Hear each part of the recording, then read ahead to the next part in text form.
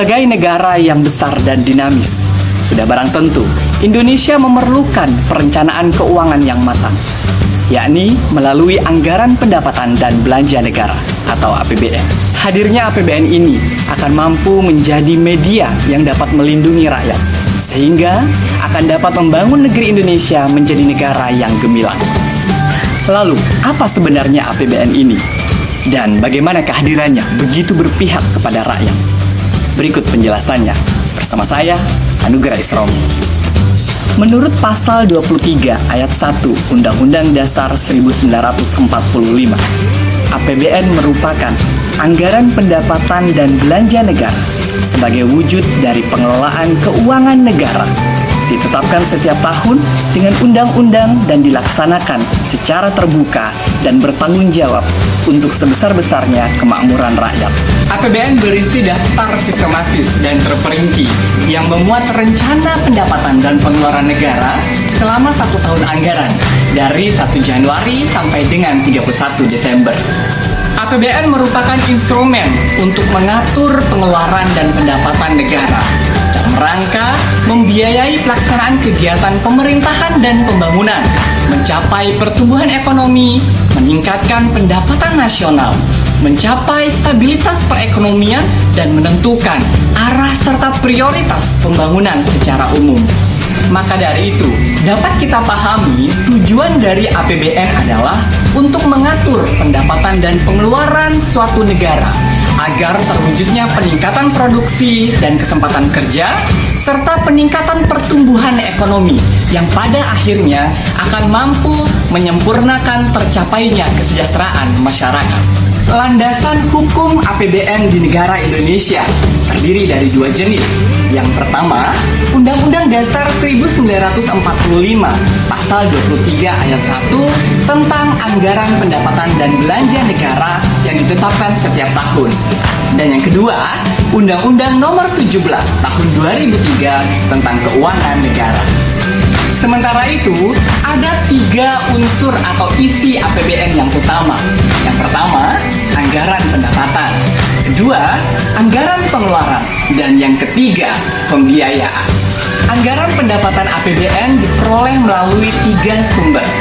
Yang pertama, dari sumber pajak, seperti pajak pertumbuhan nilai, pajak penghasilan, pajak cukai, pajak bumi dan bangunan, pajak kendaraan, dan juga pajak perusahaan.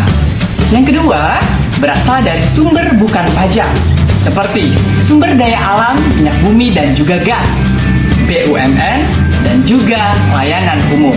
Dan yang ketiga, sumber lainnya adalah sumber hibah, baik itu dari dalam negeri maupun dari luar negeri.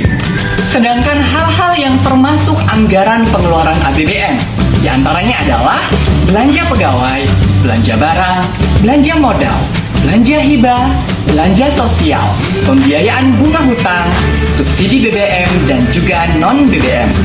Lalu apa sebenarnya fungsi dari APBN ini? Mari kita simak bersama.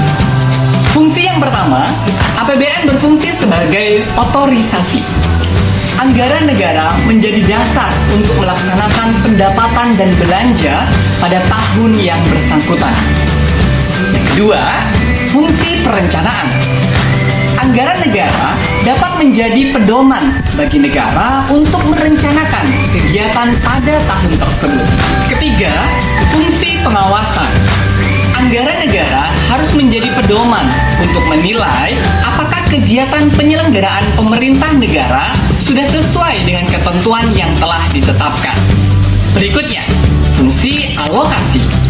Anggaran negara harus diarahkan untuk mengurangi pengangguran dan pemborosan sumber daya serta meningkatkan efisiensi dan efektivitas.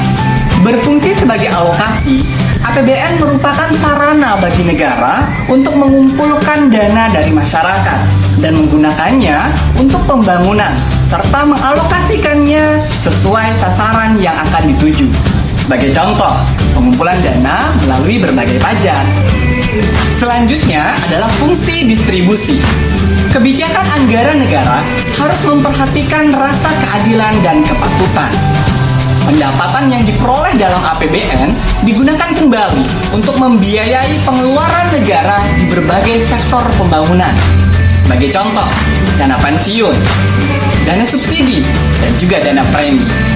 Dan yang terakhir, APBN berfungsi sebagai stabilisasi.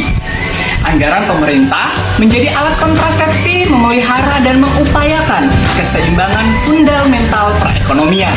Dalam penyusunan APBN, diupayakan adanya peningkatan jumlah pendapatan dari tahun ke tahun. Oleh sebab itu, diperlukan kebijakan yang mampu meningkatkan pendapatan negara. Pemerintah melalui instrumen APBN ini menjadi bukti kehadiran negara untuk melindungi dan menjaga rakyatnya agar mampu bertahan dan bangkit dari kondisi ketidaksejahteraan. Sebagai contoh, di saat pandemi melanda negeri ini, terdapat beberapa program perlindungan sosial untuk membantu masyarakat rentan yang terdampak pandemi. Seperti adanya program Keluarga Harapan atau PKH, BNPT Sembako, bantuan sosial tunai, subsidi gaji, dan juga diskon listrik. Dari paparan tersebut, khususnya menyoroti 3 pokok fungsi APBN, yakni fungsi alokasi, distribusi, dan stabilisasi.